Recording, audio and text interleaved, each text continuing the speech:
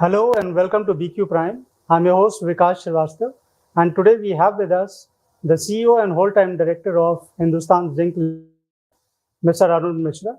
Welcome to BQ Prime, Mr. Misra. Thank you so Yeah, much. since our last meeting, I remember in December when we met, a lot of things have progressed, and we had spoken a lot about green transitioning, especially from your underground mining point of view. You had planned about bringing a lot of EVs and even alternative vehicles into your underground mines. So if you can update on how much things have progressed on that. We have heard that you have got some EV vehicles, electric vehicles in your mines. So we were very steadfast on our work towards making our operations green. As I had informed last time, one of our plants, which is producing silver in Pantnagar, is already on 100% renewable power. And then after the last time we met, that time we had signed up for power purchase agreement of 200 megawatt round the clock renewable power. We have added another 250 megawatt to it. So right now we have got firm contract for supply of 450 megawatt round the clock renewable power, which should commence from early 2024 going up to maybe 2027.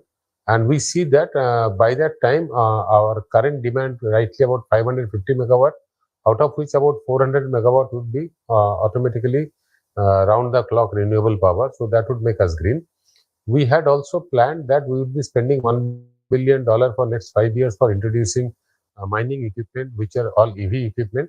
So we had placed order for auxiliary equipment in the mine. We have already introduced 2 sets of equipment, and we are waiting for a couple of more sets of operating equipments, which are for production equipment in the mine. So we have moved quite a lot, and the needle has moved quite nicely. And I'm sure that this year in FY24, we will have a lot of exciting things to happen. So can you tell us like how many vehicles you are looking to get in? Right now you have 2. So we how have many got more you plan? another 4 production vehicles are in pipeline. And then this year's sustenance capex, when we place the orders, we will be giving priority to EV vehicles. And let's see how the manufacturers respond. So this is what a 5-year term plan that you're looking at. See, typically every year we spend about $250 million for replacing old vehicles in the mining equipment. Okay. So our priority is wherever technology supports us, we will be replacing by EV equipment, primarily for making the air clean, and second is it will be renewable. Then also it has a lot of benefit on the maintenance cost as well. So it's not purely green; it also has a business aspect to it. Right. So recently I met someone from Greenline Infrastructure. So they are into hydrogen vehicles. So they told me that Hindustan Zinc is in talks with us, and we are also looking to get some hydrogen vehicles underground. So in terms of operations, which one you see to be more better, like electric vehicles or hydrogen? There is a transition. Hydrogen is still a bit way off, because the production of hydrogen, distribution of hydrogen, and as you know, hydrogen by itself is a very hazardous gas to handle, because highly oxidation can happen and all that. So we have to wait for that technology development. If I have a full scheme, that means I produce hydrogen by electrolysis using electric power of the renewable, and that hydrogen I use for the vehicles in the underground mine, that would make me happy that as a complete loop is fully green. I don't want to take hydrogen produced for thermal power, then it makes no sense to me. So I'm waiting for that technological breakthrough. In the meantime, EV is a journey, because battery charging, you can always have renewable power to charge the batteries. And most of the cases, like the new equipments that we have just introduced, they go down the decline on the downhill with load, and they come back without load. While they go downhill, they self-charge themselves. So using gravity as a charging mechanism is also a green mechanism in my eyes for our operations, and we are utilizing it. Like I also talk to a lot of people in the renewable sector. So many of them are entering into green hydrogen space. Correct. Like recently I met Amplus Solar. So they are doing this RESCO model where they are setting up the plants at the customer site itself, where they can also localize the green power. Like they may set up the solar power at your plant, and then they can generate hydrogen through water electrolysis. So where you can provide them water and your land, and you can get the entire setup at your plant. So would something like that also be in your mind? We have already had few discussions with the manufacturers. We are always already into electrolysis, because that is the way we produce zinc. Right. So electrolysis as a process is known to us. So we have to now look for how do we produce hydrogen with renewable power, as I said, because our requirement is very high. Okay. So in that case also, when the 40 megawatt or 50 megawatt solar plant won't suffice, something around 2000 megawatt would be needed. So that means huge area and all that. So let's see, once we get this 450 megawatt renewable power, we can always get as much renewable as possible, because Rajasthan is blessed with arid land which can be used for solar power. So no, only the breakthrough required is production of hydrogen, distribution of hydrogen, and utilization of hydrogen in the vehicles. So that has to happen. So would you also be looking at hydrogen for your plants, for your smelter and everything? How to use it? So most of the furnaces may not be able to use hydrogen the way they have been made now. Right. So we have to have new furnaces which are built on hydrogen as a fuel. So we have to look for those opportunities whenever they come. But in case of vehicles, it can be done much easier. Right. So whenever the vehicles are using the diesel and then we'll go to EV, if hydrogen vehicles come before that, fine, we'll go with that. Right.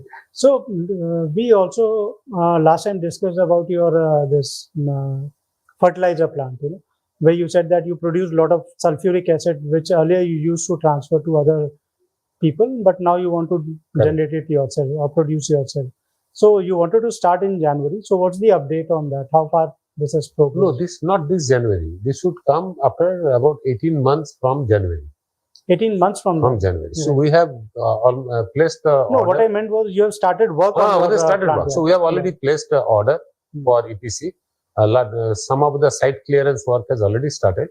So it should take us 18 months from now on, which should be by the 2024 July or August, it should start. Okay. And what's the size of the plant that you're starting with? It's 0.5 million ton. Which will go up to 1 million which can be scaled up to 1 million ton. And what's the total investment that you are planning to? So in that plant, about 2,200 crores we are investing. Initial investment. Initial. Okay. And who are your customers, or who are the buyers who will be getting this fertilizer? See, total India fertilizer consumption is about 60 million tons. Out of this, 30 million tons are urea, and 30 million tons are phosphatic fertilizer. So our lookout is on the phosphatic side. So out of that 30 million ton phosphatic fertilizer, about 10 million ton are imported. So we will be producing only 0.5 million ton. So the belt that we will be looking to is from Gujarat, Rajasthan, Western Madhya Pradesh, Western Uttar Pradesh, Haryana. So this entire belt would be our lookout as far as our products are concerned. Okay. And total capex that is planned for this year, how much of that has already been spent? No, this I think fertilizer we have just started baby steps. No, not just fertilizer. Overall for the group. Overall, we will be somewhere around 350 million or so. That's for the sustenance. Sustenance and plus some amount of growth. Some amount of money we have already spent for fertilizer. We have already spent for roaster project, which is the seed money for consultancy, design, and things like that. Okay. And as far as your capacity expansion is concerned, what are the on the mining side, also on the smelting side? So total mining side, we had already expanded up to 1.2 million ton. We'll stay at that. This now we have started a project on roaster, which would add our smelting capacity. We are also on the drawing board. In fact, just yesterday I finalized that we will be putting up 2 more mine expansion schemes. One is RD mine from 2 million ton to 4 million ton, and Jawar mine from 4 million ton, 4.5 million ton to 6.5 million ton. So these 2 expansion proposals, once the board approves, then we'll go for that. Then parallelly, with the roaster that we are putting up just now, the moment mines are ready, we should be putting up the other parts of the zinc making process, which is leaching, cell house, and all that. Okay. One of the mines you are almost doubling the capacity from 2 to 4. Correct. And the other to 6 million. 4.5 to 6.5, which is an interim expansion. Ultimate goal is to make it 8 million tons. Okay. And for these 2 expansions, what's the timeline that you are looking at? So we are on the drawing board. I have just approved today that yes, we can go and seek the board approval. So if we take board approval, I think somewhere around 2026, they should start producing that amount. Okay. And this would only be zinc, or it's also lead and silver? Some amount of lead, of course. In the ratio of 80-20, it will come. Okay. And so our entire discussion would be incomplete unless we talk about this acquisition activity which is going on. Just wanted to have your fair, opinion on that, where it's placed. I think you all were looking at shareholders' approval also on the So entire as thing. of now, I think in the public domain is we have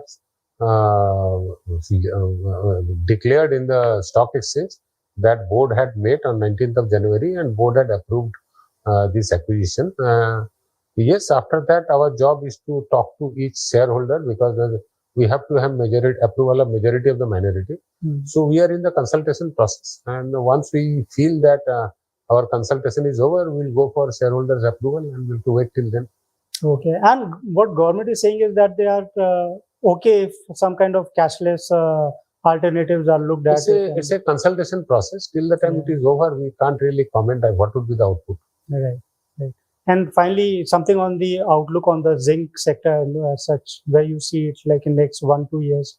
Well, good part of on the zinc sector globally, if we see, I think Chinese growth is coming back.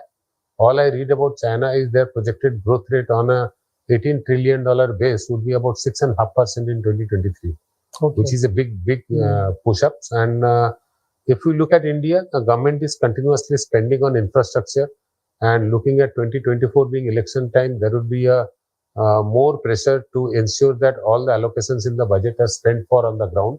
That should push up the demand for steel, flat steel, as well as galvanized steel. So in case zinc demand could grow up.